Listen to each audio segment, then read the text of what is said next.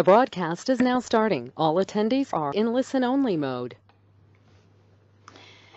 Good afternoon, everyone, and welcome to our webinar where we will talk about leading indicator forecasting and where we will show you a live demonstration of our tool. I'm Deborah Braquet, Sales and Marketing Manager for Solventure LIFe, and let's start with the agenda for today. So we will first start with introducing Solventure and Solventure LIFe. Then we will talk about leading indicator forecasting, our methodology, and what you need to expect from leading indicator forecasting. Then, whilst we go through to our live demonstration, I will first give you some preparation materials or some tips and tricks to help you improve that leading indicator forecasting process.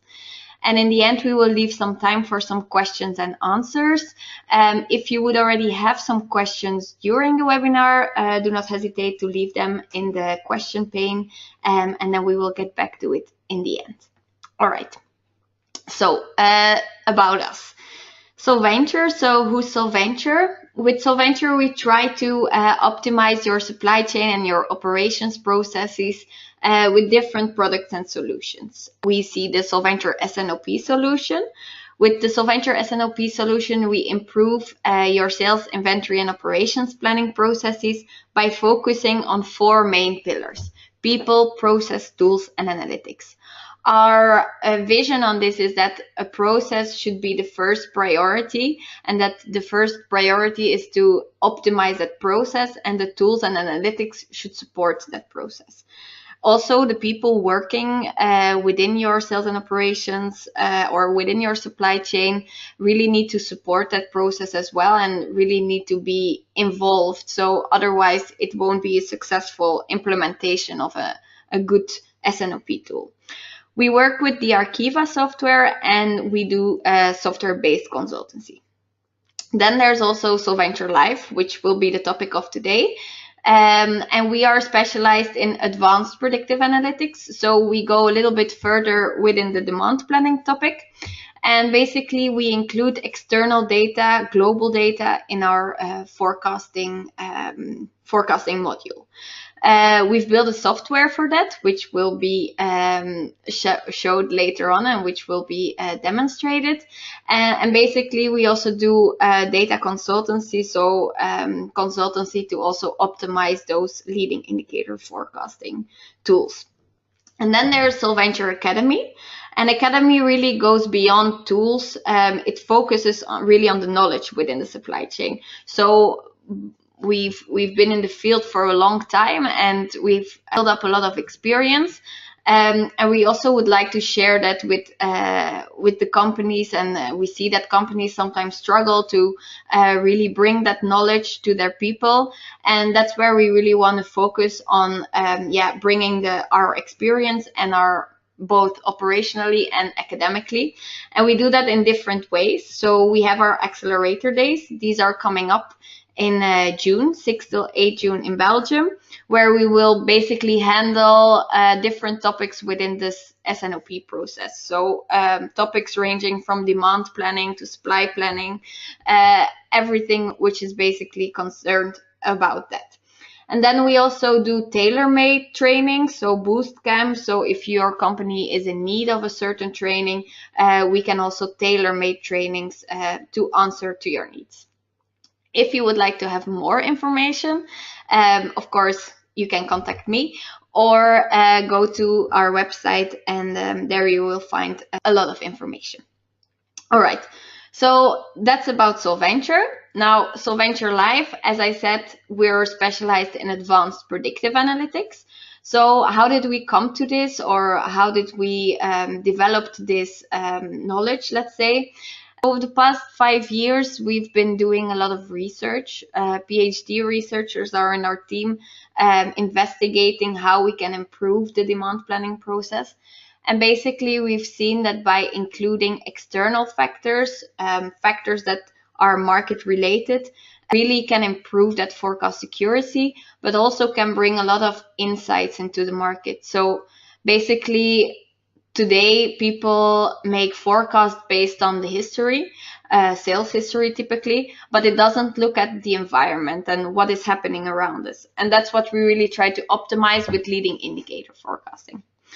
So what we've done is we've built a tool where we gather information from various data providers, such as the FRED, which covers North American data, Eurostat, OECD, a lot of information basically. Up till now, there's more than 2 million global indicators in the tool, and the indicators are connected to your sales. That's about Solventure LIFe, and what we see is that those external factors which can really impact your sales differ a bit from the industry that you're in. If we go closer to the consumer side, we see that promotions, events really play a big role, and that you really need to take these ones first into account before you can look for the underlying trend. If you go more to the second tier and third tier suppliers, then you see that those macroeconomic factors really are more significant and have a big influence in what is driving the sales. And it's really important to take these into account when you're going to make a forecast. So across these industries, we have references, of course. These are some of our references, and you see we're represented in automotive and chemical types of companies, as well in food and CPG types of companies. All right. So I see that some of you have been joining our previous webinars as well. So this might come as a refreshment to your mind. But I first wanted to kind of really explain you what is leading indicator forecasting, what do we mean by this, and how to really understand the concept. So if you look at traditional forecasting, and if you look at this graph, then you see the blue line is the sales line. And you see, if you look at those turning points basically in the sales line, it's a quite volatile pattern. Now, if you would use traditional techniques to forecast such a sales pattern, you will see that if you would be at this point in time and you would have this history to use, that your forecast is going to go like that. Now, in reality, the forecast went downwards. So the difference between those 2 points is a huge difference. And you really don't want that happening in your forecasting process. Also here you see that it basically takes the trend further down instead of going upwards where it's really going. Now, with leading indicator forecasting, we really want to be better at turning those corners. We really want to understand why the sales is turning, and we need to find ways to improve the forecast instead of going up, really turning those corners better. So that's really the goal of leading indicator forecasting. We will look for leading indicators which follow the trend of your sales and which can be used as a leading indicator for your forecast or for your sales. So if you look at this graph, explaining a little bit the leading value of an indicator, if you would look the blue line, that's your sales, and basically you would want to find an indicator which follows the same cycle.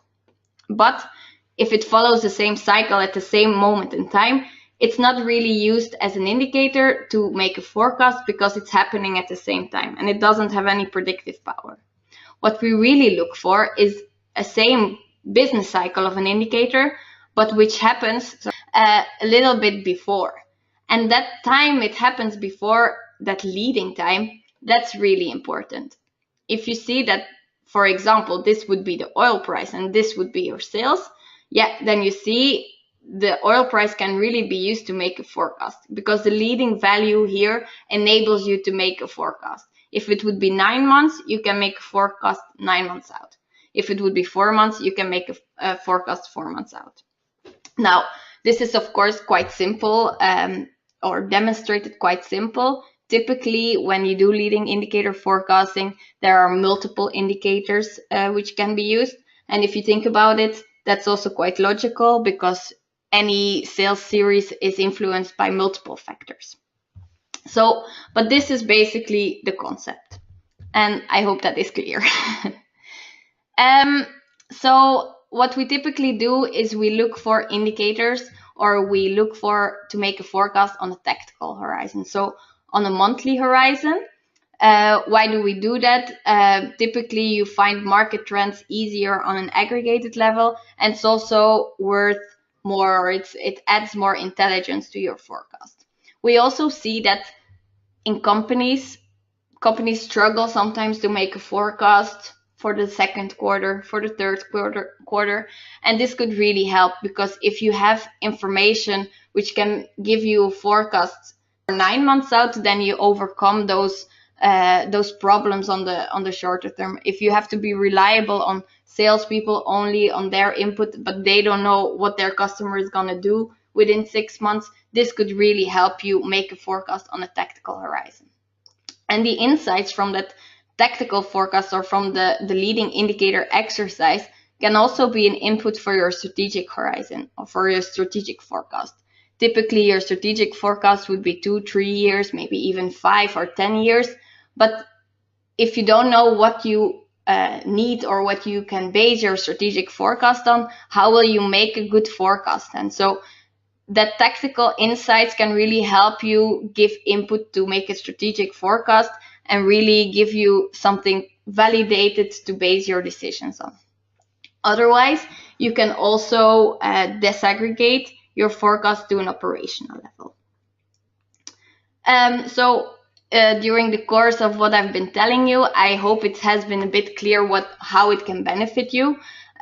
So basically, it really helps you discover the real drivers of your demand. It helps you quantify qualitative assumptions. So what we see in companies as well is that a lot of companies have assumptions, but those assumptions have been made like 10 years ago.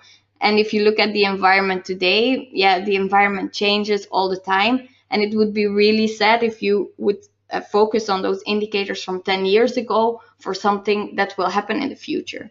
So really, what we want to do is quantify those assumptions, because of course some of the assumptions are right and they are valid, but we really want to know like what is really the quantified impact of such indicators or such external forces, let's say.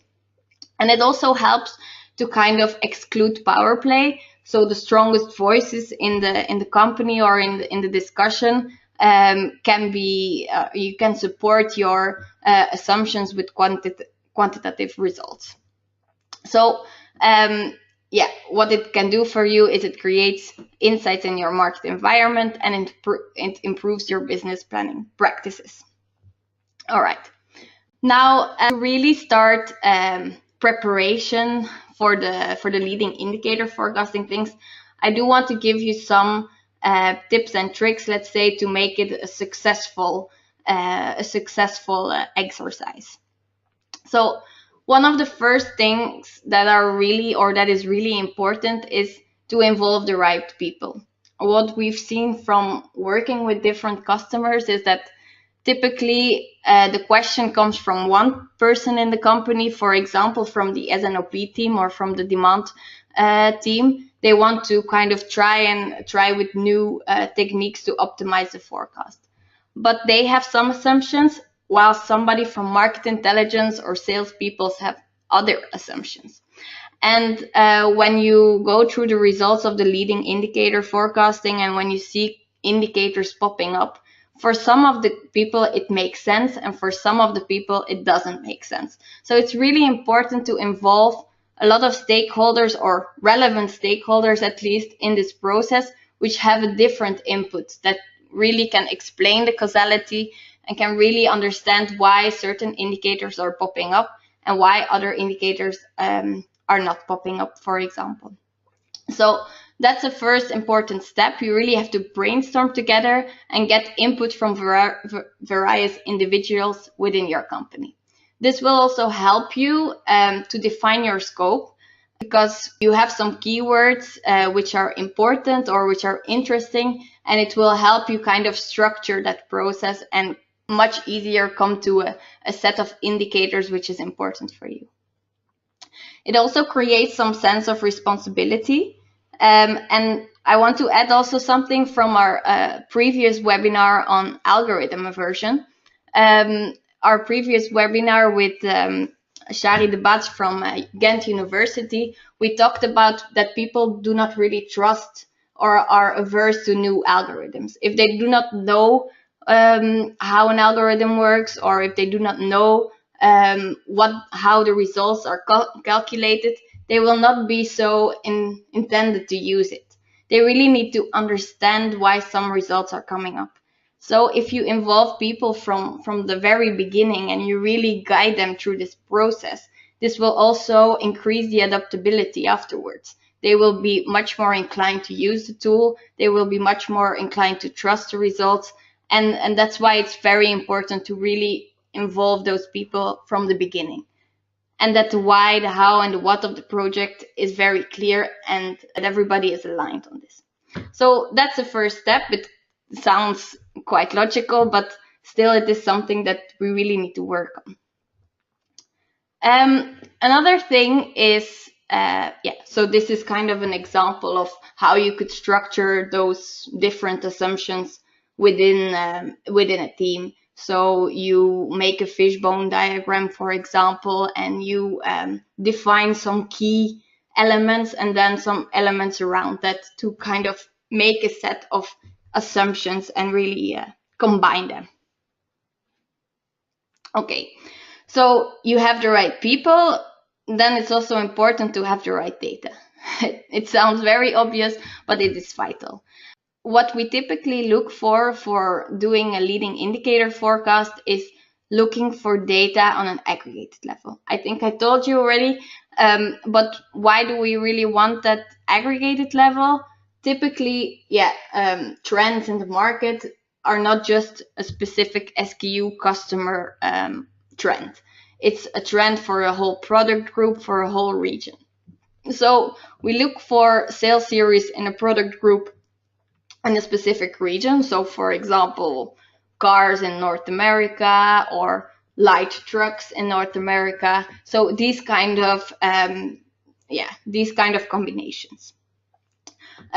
It's easier for those kind of combinations to really find relevant data, and the intent of this exercise is also to add intelligence, and that intelligence can be relevant for different product groups, let's say. Yeah, the purpose is, of course, to deliver insights on a tactical and strategical level.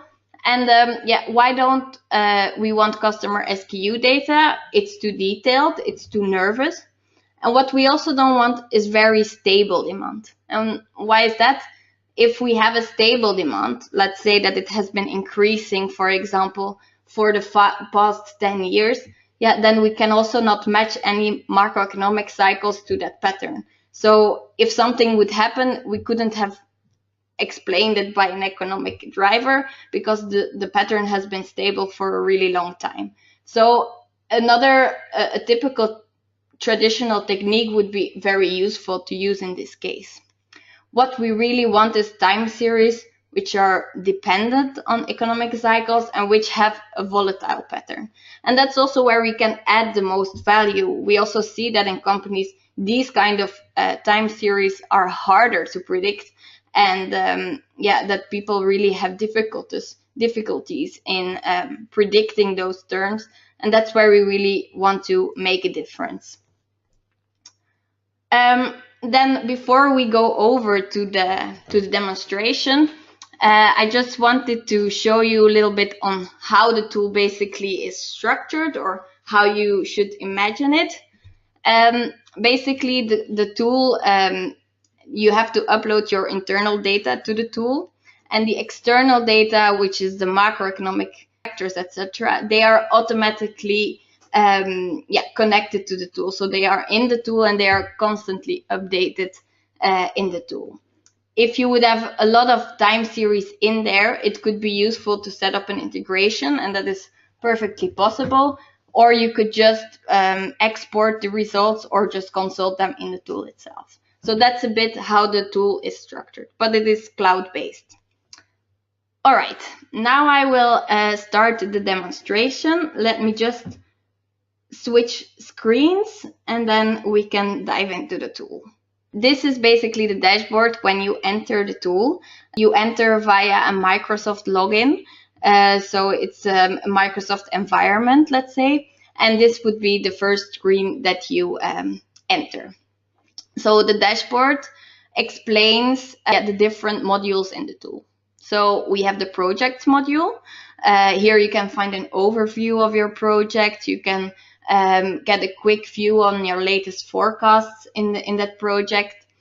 Then there's the data management, and this is really covering internal data. Here you upload your sales data, your indicator data, basically everything which is internal. And then you have the indicator cloud. That is where the external data is found. So here we store all the indicators, and here you can really Google basically into the indicator cloud. And then there's the forecast module. The forecast module is where you combine basically the internal data with the external data and make a leading indicator forecast. Then the analysis, this is where you basically compare your forecast with, for example, another forecast you made, or other traditional techniques. So this is where you really start benchmarking and you assess the performance of your forecast. By clicking these things, you also immediately go to, or you get a short link to the module. I'm just going to show you the menu. So these modules are also here represented, let's say.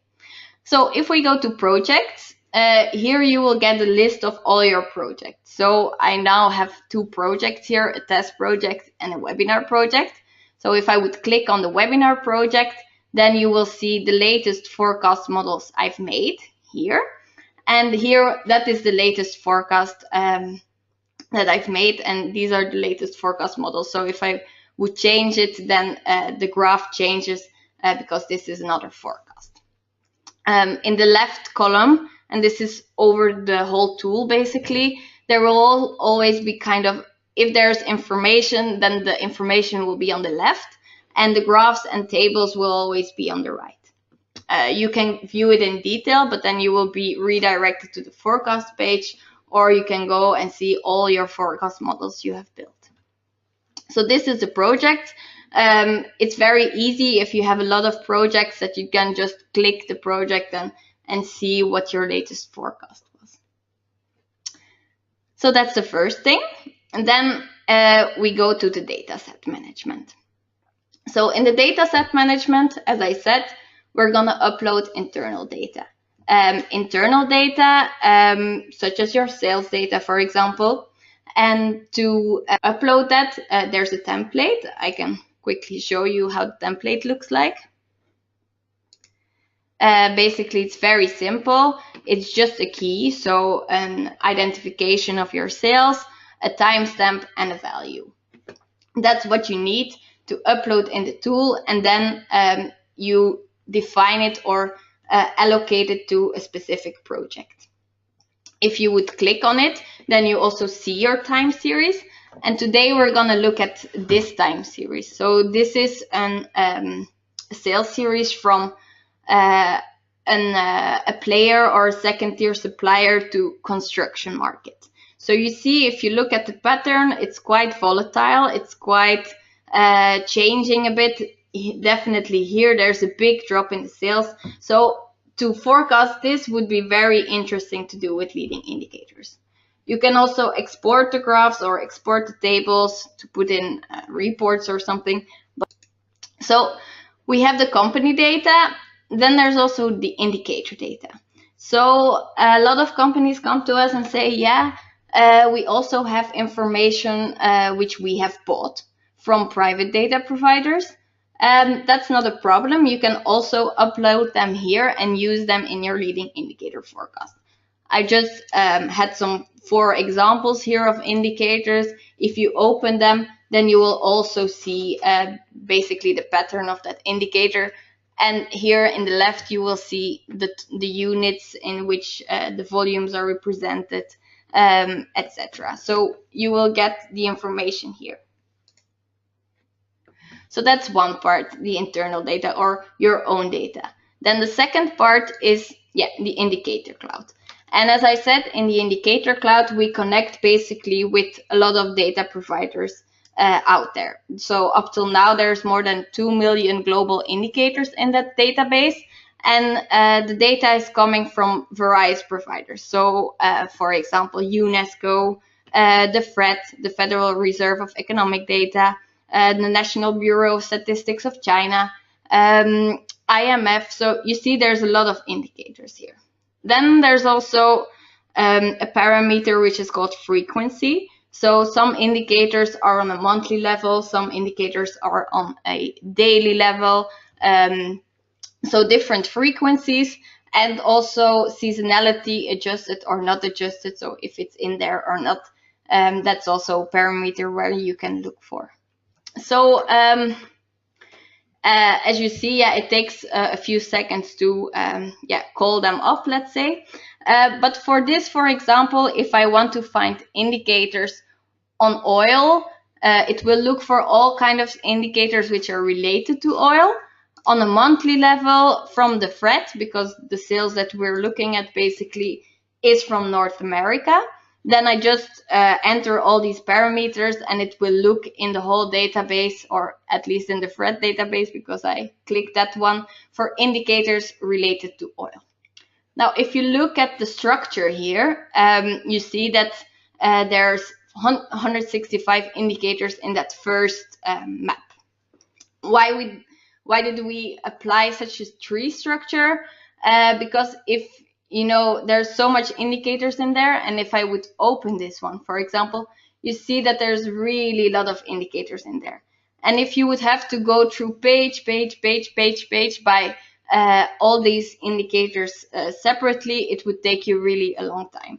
And the purpose of this exercise is also to make a set of indicators which you want to use in your forecast. And if you're just looking for indicators regards to oil, then you don't really know which one is really interesting, but you just want to, for example, add the whole group. If you would, for example, here click global price of oil, then it will look for that indicator, and it will be represented here. So here you see the oil price of APSP crude oil. You see all the details here in the left. You can export it, put it in a report, etc. So if we go back, I will add this to an indicator set, and maybe I also want to add these ones and these ones. So basically you can start adding indicators to that set. And what we advise our customers to do is the first time really make a very broad set, because if you want to really find the indicators that are relevant for you, and you have the keywords like I showed you in the presentation mapped out, then you just enter all those keywords, look for indicators which are related to that, have a really big set of indicators, and then run a forecast with it. If you run a forecast with it, the algorithm will basically only pick the indicators which can be used to make a forecast. And that could just be 10 indicators. And based on these 10 indicators, you could make a new set with just those 10 indicators. And basically, then you kind of refine and redefine your scope, make it smaller and also more understandable. If you have to rely on a forecast with 500 indicators, I will tell you, you will not use it, because it's too much indicators. You do not know what is the influence from one indicator towards another indicator. You really want to make it understandable. So that's the way you kind of narrow down your scope. You start with a big set and you end with a smaller set.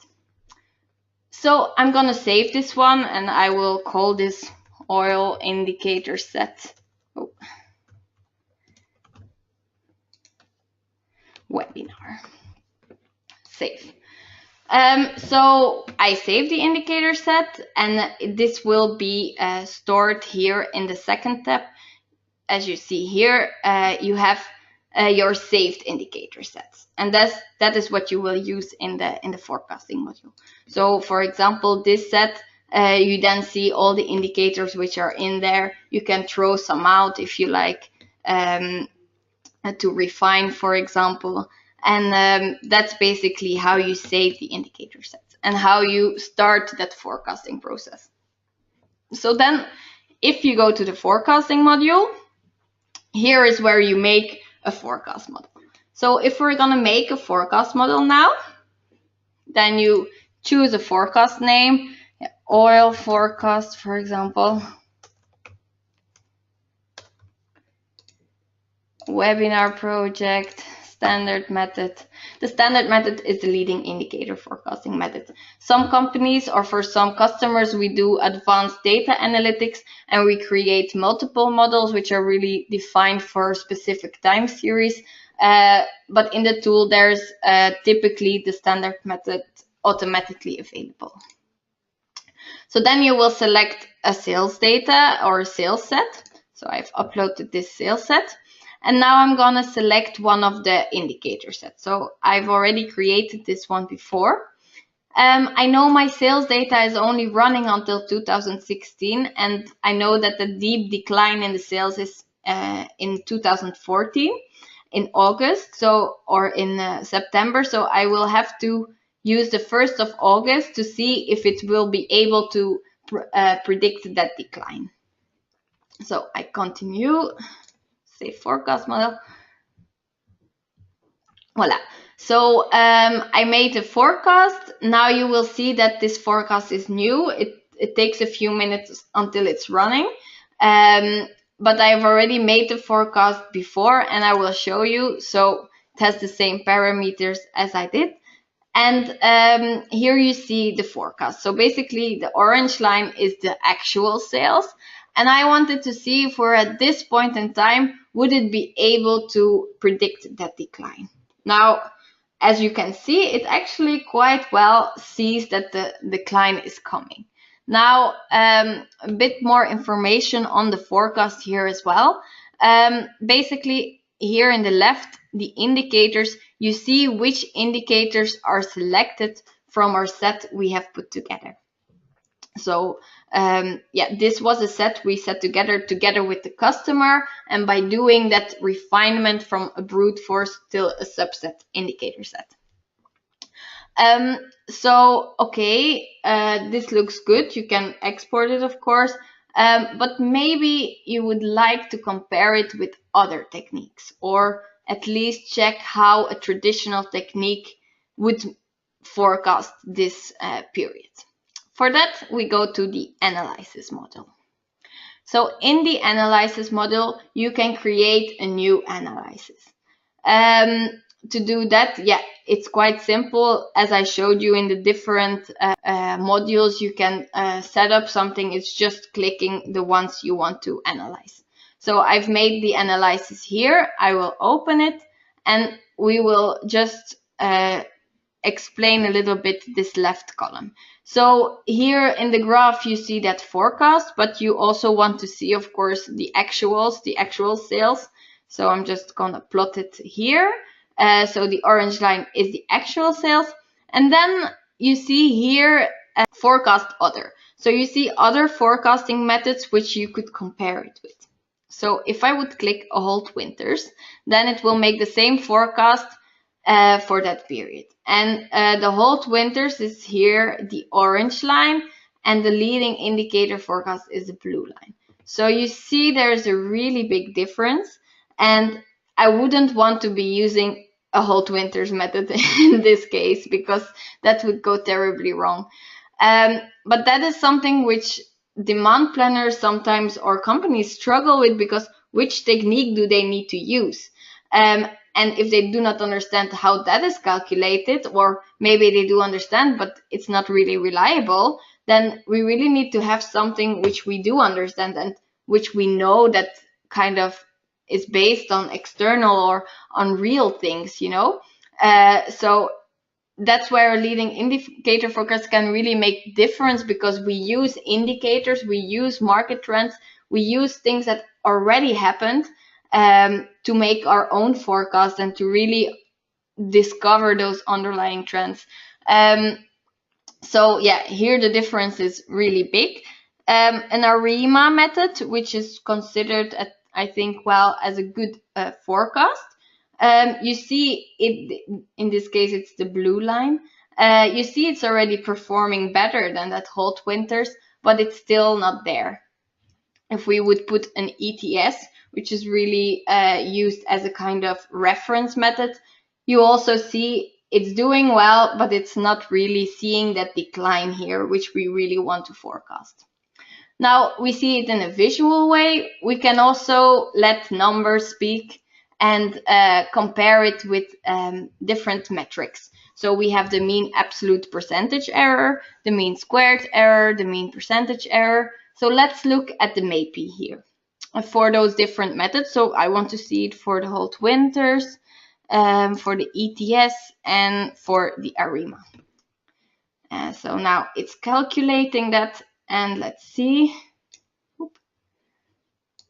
Let's see, over the total period, the ARIMA forecast has a percentage error of 26%, the ETS 27%, the LIFe forecast only 12%, and the whole winters is really bad. It's the 63% of error. So you see that the LIFe forecast outperformed basically those other forecasts in that really crucial phase in your sales series.